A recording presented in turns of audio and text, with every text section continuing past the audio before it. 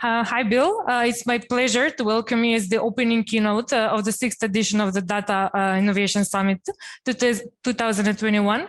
So I'm sure that our audience already knows about you and doesn't need any introduction, but just as a short segue to our conversation, what would you tell us about yourself? I think, so I've been in the data and analytics space for nearly 40 years now. I've seen a lot of the evolution, and I would say at the heart of what I do is I'm a teacher. Mm-hmm. I love to educate people as far as all the things that I've seen in my journey. I don't think I'm a very smart person, but I do think I'm a very observant person. And I've had a chance to see a lot of changes taking place where, data was a cost to be minimized, and now data is an economic asset. And mm-hmm. I've been through that journey. So what I see as my job is to really educate people about the unique economic aspects of data and analytics. Mm-hmm. Well, that's a great description. So jumping into your Data Innovation Summit topic, it's on the economics of data, analytics, and digital transformation, which is the title of your recent book and your expertise also. What are some, short key takeaways that the attendees will be able to learn of your station? Great question. So number one, data as an economic asset never depletes, never wears out, and can be used across an unlimited number of use cases at zero marginal cost. If you've constructed your data lake, data repository correctly. So first off, it has a unique economic characteristic that we've never seen before. Right? When people talk about data as the new oil, well, it's not. Data is the new sun. It never depletes and keeps going. So number one is this ability to reuse this asset over and over again at a near zero marginal cost. And you feel like you can actually drive that marginal cost down to zero. So that's number one. Number two, you can build analytics that actually appreciate in value, not depreciate the more they're used. Now, both of these concepts, that you can reuse an asset at zero marginal cost, and I can build an analytic asset that actually appreciates in value, not depreciate, actually runs totally counter to how we have taught our business leaders to think from an accounting perspective.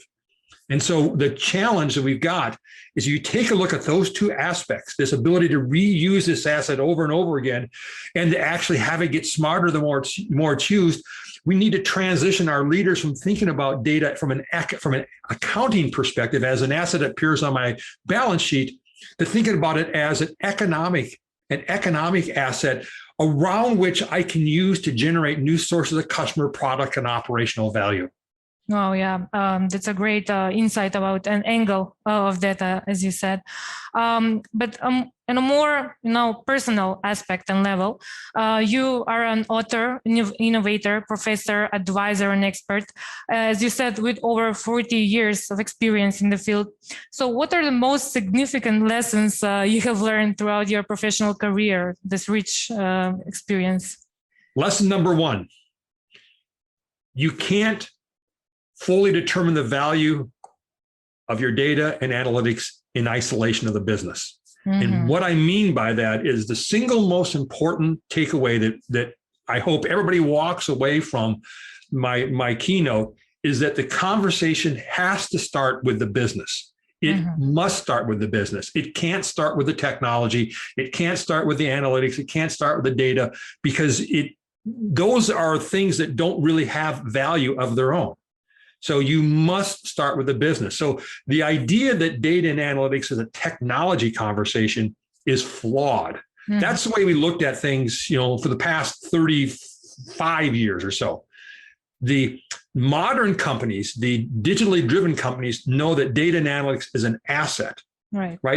Data is not the exhaust that's a byproduct of the business. Mm-hmm. In many organizations, data is the business. And so you've got to start with the business. And that's really a hard flip. But it is the single most important thing that I hope people walk away from. And by the way, I'm going to talk about a process in my keynote that any organization can do by starting with the business to go through a process to identify where and how data and analytics can drive material value. Wow, yeah, it sounds amazing. I'm really looking forward to it. But to continue with our conversation, you already said that data is the actual catalyst of the economic growth in the 21st century.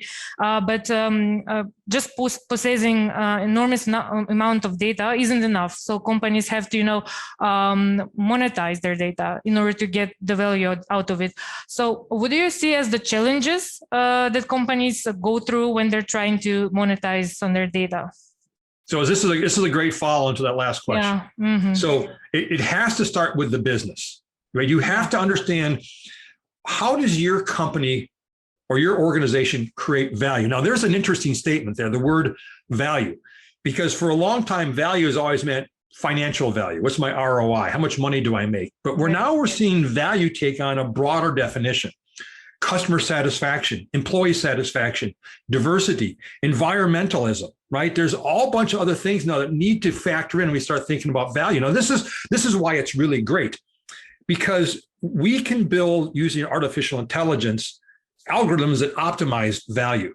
Mm-hmm. Us humans now have a chance to broaden the definition of value, to be much more inclusive. It's not just financial. By the way, I'd argue that financial value is a lag indicator. It lags because I do a customer, I do operations, I do environmental, I do society, I do other things really well that drives the financial. So there's a real major shift taking place here, because while we talk about data monetization, well, data monetization doesn't just mean money. Yeah. Value is delivered in all kinds of other ways. And I think it's up to us as humans to more broadly think about, how do we define value? Great. Yeah, I love the definition and the shift in the mindset is that what value is. And I love the passion with which you describe it.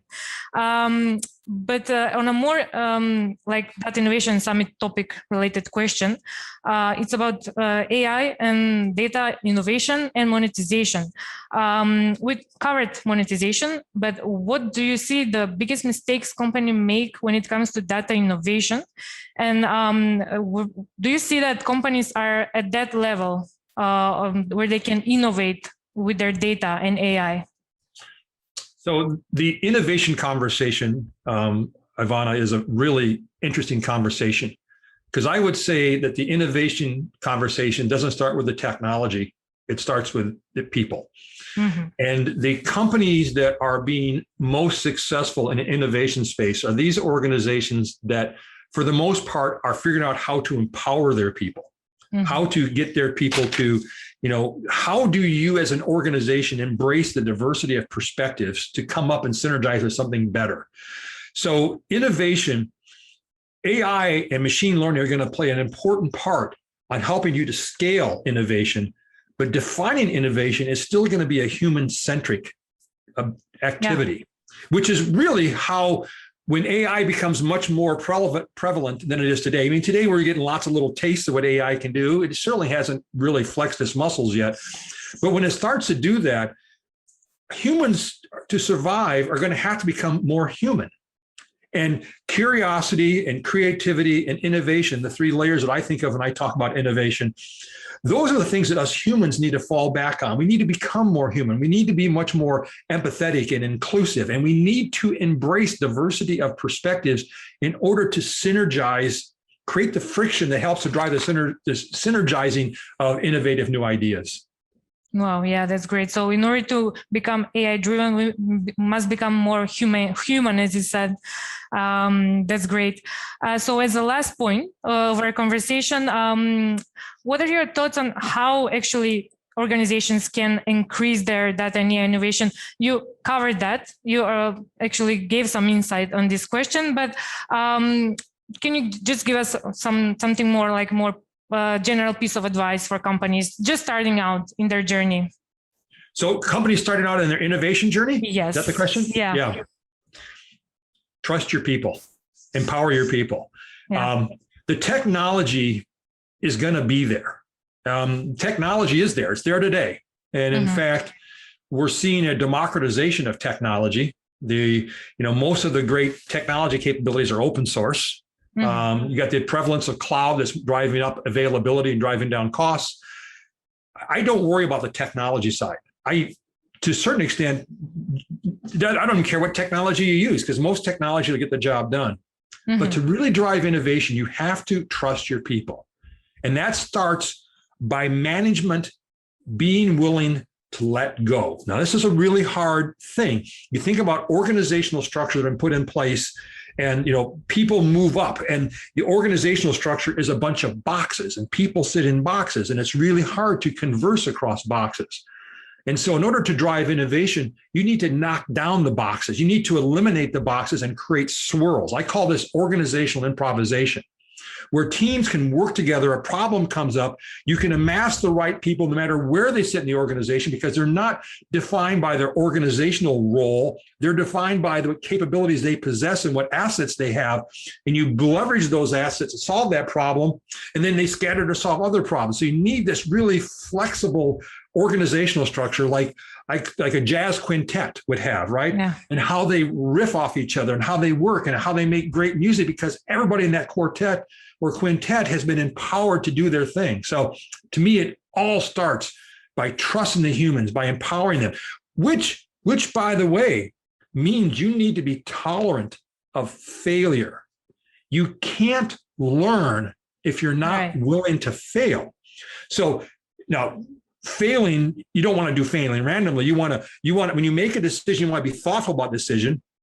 And if the decision is wrong and it fails, you want to, triage, understand why that decision didn't work, why it failed, and then share those learnings. Because I'll end with this last point. In knowledge-based industries, the economies of learning are more powerful than economies of scale. And the organizations that are going to survive and thrive in a world of constant transformation are those organizations that can learn and adapt more quickly than their competition. Wow. Yeah, that was a great statement for this great interview.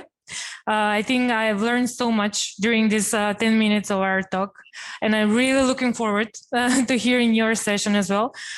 We can conclude that everything is about people and about learning, as you said, and sharing those learnings. Yep. So we're going to end this talk right now with that great statement. And I want to thank you for taking the time to do this interview with me. And I'm looking forward to your opening keynote at the Data Innovation Summit. Thank you. I'm honored that I'm doing the keynote. I'm looking forward to it so much. Thank you. Thank you. Bye. All right. Bye-bye.